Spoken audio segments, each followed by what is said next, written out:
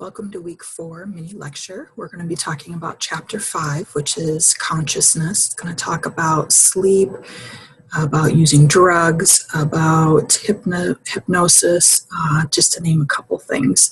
The first thing we need to do is define consciousness, and really the one that probably is best suited for this course anyway would be that sensory awareness of our environment. Now, we all have the ability to have selective attention. And for example, right now you're probably watching the video, or you've at least listening to it while you're doing the dishes, and that's fine. Are you hungry right now? You may not have noticed that you were hungry because you were focusing on my voice. And so that would be an example of selective attention. The first part or section of this chapter would be sleep. According to your textbook, we are unconscious when we sleep. Our brains are still working, of course, just at a different speed and working on some different things during that time. Obviously, I'm sure all of you have heard over and over that sleep is important. It's important because your body physically needs the rest, and also your brain needs the rest as well.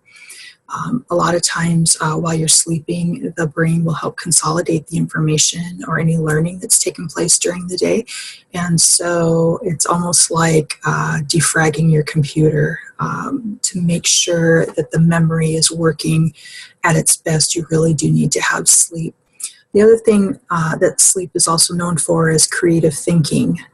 Sometimes there might be a situation that's going on in your life and you're thinking about it as you're falling asleep. And I've found that actually I find quite a few different creative ways to deal with a situation just as I'm falling asleep. Hypnosis is another area within the chapter, and we're talking about an altered state of consciousness. You're not sleeping.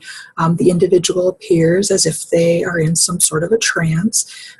Most people are somewhat hypnotically suggestive. So, I don't believe I could ever be hypnotized because I'm afraid of what I might say or do when I am hypnotized. That's definitely going to put me in the probably not hypnotically suggestive category. However, it could happen.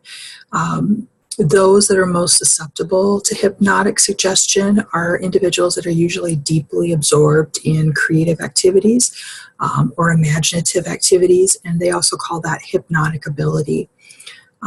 So we obviously have quite a few different hypnotists within the United States. When I was in college, Jim Wand, was one of them, and he would take volunteers from the audience so that he could hypnotize them and have them do a whole bunch of funny things that they were later upset that they did.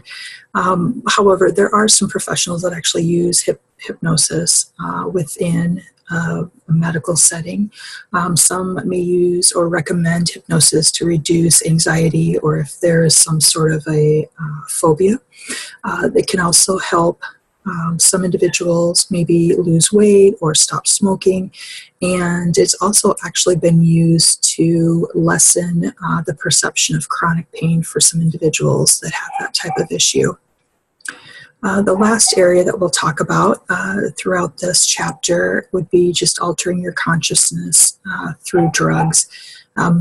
It's important to know the difference between substance abuse and substance dependence. Substance abuse is basically when you continue to take the substance, although there are things that are happening in your life. Maybe you're not getting to work, you're not completing your homework, you're not sleeping well, you're not eating. And so you continue to use that substance of choice despite the fact that your life is falling apart. Basically, the next step is substance dependence, and it really is everything that substance abuse is, except that usually the individual has developed a tolerance to the substance, and also there are some physiological symptoms that occur if the individual does choose to quit taking that substance. Before I taught online and face-to-face here in Iowa, I was an outpatient mental health therapist. And one of the things that surprised individuals was that caffeine dependence is in the DSM-5, which is basically our big book of 400 plus disorders that an individual could be diagnosed with. And so even something as simple as caffeine, and think about that, for those of you that do drink Mountain Dew or drink coffee on a regular basis, think about how that is when you miss a dose. You don't drink 2 Mountain Dews, you only drink 1. You might get a headache. You might get kind of crabby, those types of things. And so, yes, it can happen with something that is legal, like caffeine. The book really talks about 3 broad categories of drugs, and I'm sure that if you've taken a health class that this is probably a review for you, so I'll keep it short. The first one is a depressant, and that's obviously going to slow any body functions. It's interesting to me, some research I read said that excessive alcohol use can affect your cognition by shrinking your brain, especially in females. So I thought that was interesting, probably because I happen to be female. The second would be a stimulant, and that's obviously going to speed everything up, your body functions. Methamphetamine and tobacco release dopamine. No wonder people get addicted to those 2 drugs. They feel good. It stimulates the brain cells. You have more energy, and a lot of times you're in a lot better mood as well. I've known a lot of individuals that choose to smoke or use tobacco as a weight loss product because it increases their metabolism and they're not as hungry as they would be if they didn't smoke. And the third would just be hallucinogens, and they are a drug that's going to alter your perception. We talked a little bit about perception last week, but all psychoactive drugs are going to trigger negative after effects, and that's really going to help us understand the tolerance and withdrawal for that drug. All 3 of these categories of drugs are going to work by mimicking or stimulating or inhibiting the activity of the brain's neurons. So obviously they're not very beneficial for our brain and for its development. There is a psychological factor in drug use, and it's usually that an individual feels like life isn't worth living or something's gone wrong. They lack direction.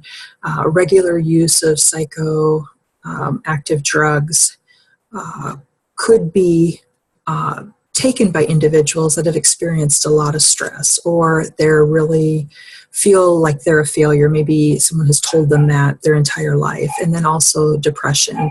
Very common for drugs, especially alcohol, to be used as a self-medication for depression or other mental health issues.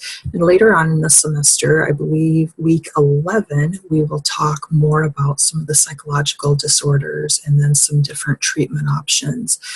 But that's all for week 4. Have a good week.